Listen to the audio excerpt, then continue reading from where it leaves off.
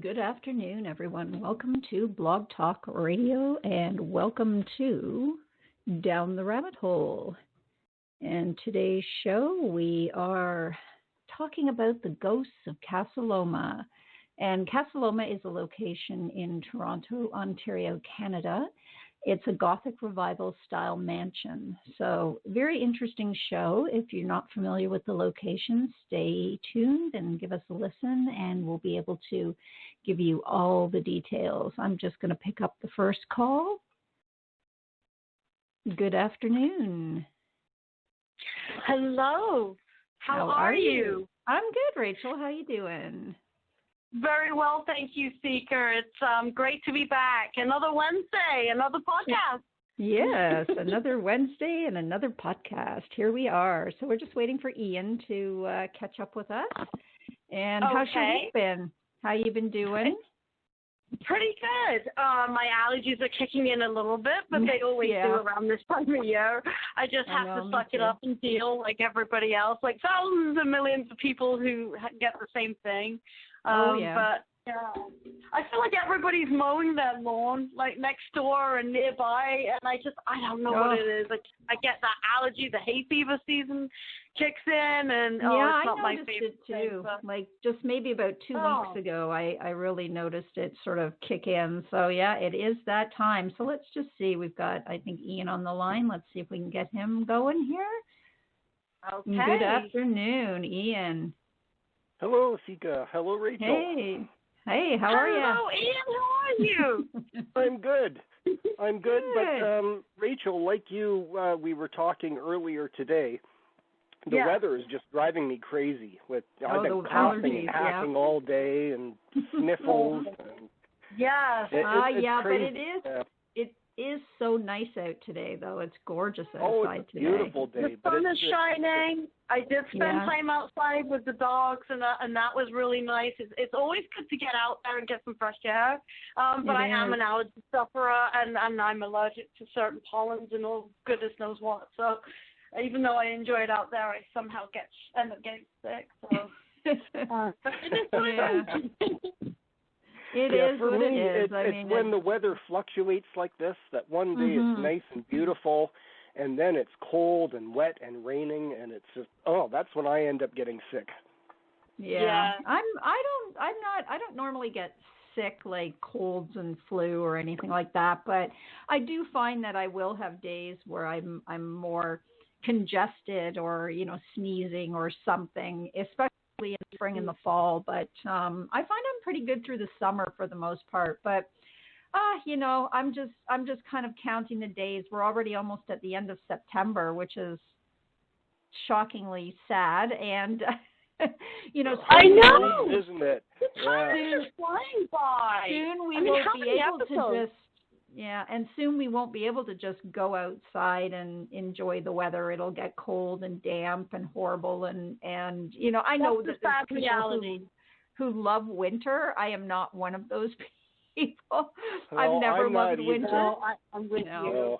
Yeah, I'm not a winter lover, and I think as a kid you don't tend to notice it as much because you go outside and you play and you bundle up. But as you get older, it's just kind of becomes really, inconvenient. And, I love to look out the window and see like a beautiful snow day, for a day. And then that's good. I'm good, but then it can go away. That's right. Yes, exactly. It's coming, and what with the pandemic and everything too, it's we're already home for the most part, most of us. So I guess it's just a matter of now, readjusting. And in the wintertime, I'm not doing a lot, but I do work outdoors come February when it's maple sap season, and so I don't really know what's coming of that when we get to that point, to the end of February and into March and April. But I guess we'll see in 2021. At this point, it doesn't seem like it's going to be all that much different than 2020 right now. But we'll see how that goes. Anyways, above and beyond all of that craziness that's out there, today we're doing a show on the ghosts of Casa Loma. And Rachel, did you get a chance to even check out Casa Loma at all online, or? I did. I am so fascinated by this place. I have to completely admit that I'm very much in love with it. If I ever win the lottery sometime, I'm going to just spend all that money on buying this place because it's so gorgeous. And it's just so rich in history, and it's there's so much to it. And I can't, it's like where to begin. It's great. So I am already planning my trip. I don't know if they do paranormal investigations, but that would be a dream of mine at this point. Well, to get in there and an investigation. It's funny you say that because they used to. It used to be that they used to have it, and they don't anymore. And we'll talk about that a little bit too on the show. We'll talk about what happened there. I used to work there years ago. Oh, you did? Yeah, in the summertime with the summer programming, and so I know the building itself inside and out and upside down and backwards, and I know all of the places that are off limits to the public, and I've been through, I don't think there's anywhere in that building I haven't been through more than a dozen times, or less than a dozen times, I should say. It's a really, really cool place, and it's just, we had the show on the Winchester Man Mystery House, and that's a really neat place too, but it's really different from Casa Loma. And I guess if we could describe Casa Loma, Ian, you've been to Casa Loma, yes, clearly. Oh, yeah. Right? Rachel hasn't been. I've been. I will be, though. So let's tell our listeners about Casa Loma. What's your take on Casa Loma, Ian? You tell us how, what your take is, and then I'll do mine. And then, Rachel, you can kind of let us know how you felt just even looking it up online and getting a feel for it. Well, for me, it is literally a castle right in the middle of the city of Toronto. You go into that place and you walk around the property and through the gardens. You don't even know you're standing in the middle of a city. You would swear that you're in the Scottish Highlands or the English countryside at some castle there. It's fantastic.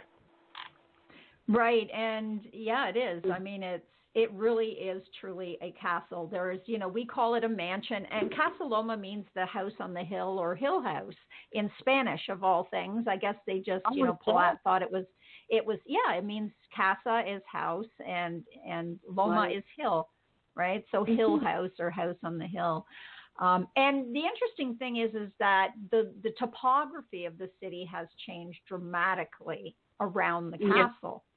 Right. So like Ian was saying now, if you come, the castle sits on one of the highest points in Toronto. So for the most part, Toronto sits on the shores of Lake Ontario. It's fairly flat. There's not a lot of, topography there. There's a little bit of rolling hills. There's some valleys because we have the Don Valley. And there's a number of sort of valleys and things. But for the most part, where the most of the city is built, it's fairly flat. Casa Loma was built on one of the highest points, and at that time, even the lake shoreline was very different than it is today. So it sits up, and there's I can't remember exactly how many stairs. It's 300 plus steps if you come up from Davenport Road. So if you actually take the back staircase up to the top of the property, it's 300 plus stairs that go up.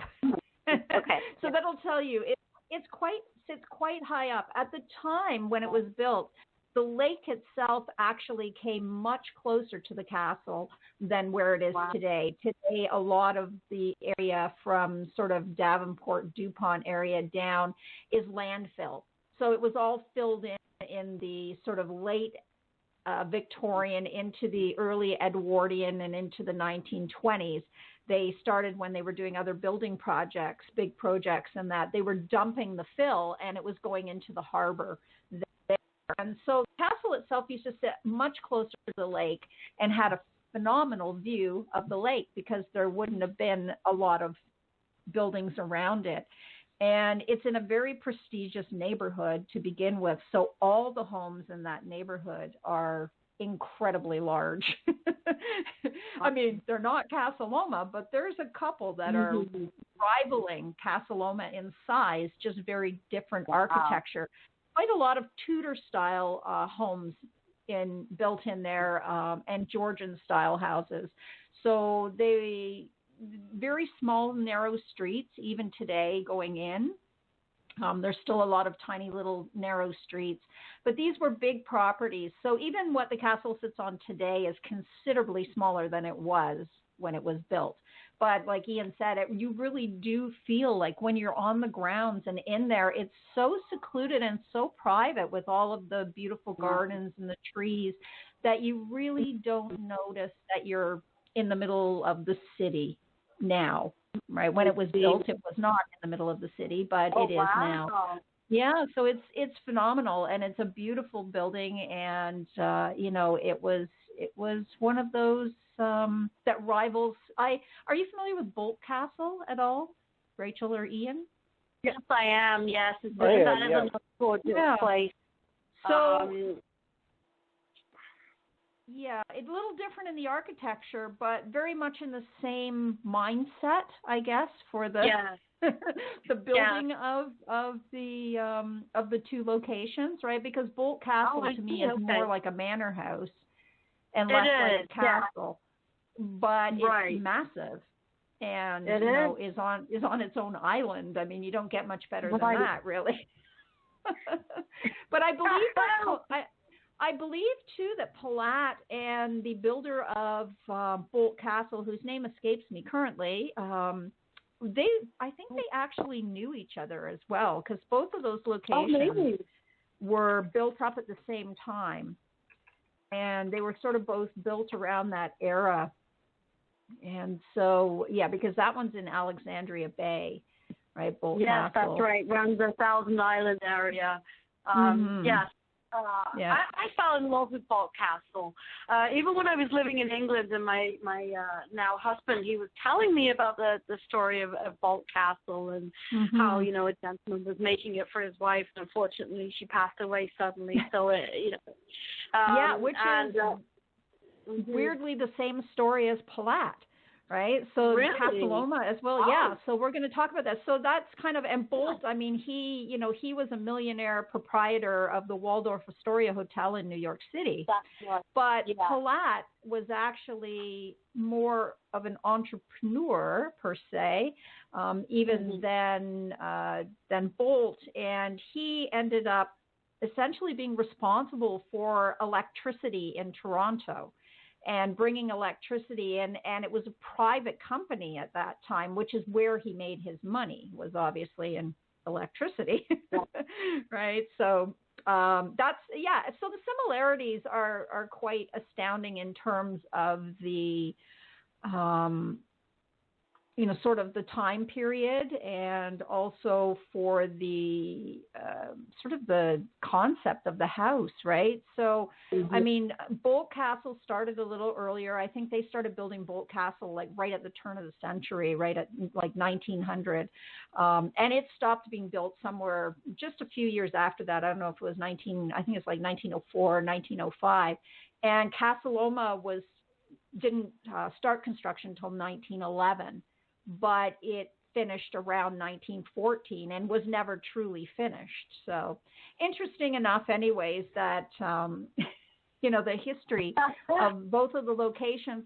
And there is some similarity. I mean, looking at Bolt Castle, when I look at Bolt Castle, it has some similarities to Casa Loma.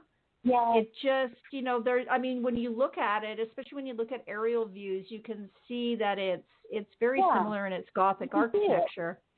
Yeah, and so there are some similarities. Yeah, they're both astounding. But today we're going to talk about Casa Loma. But for folks that maybe Bald Castle can be another time. Maybe we can. But for folks that live, in New York, in New York State, and even in Ontario, sort of eastern Ontario,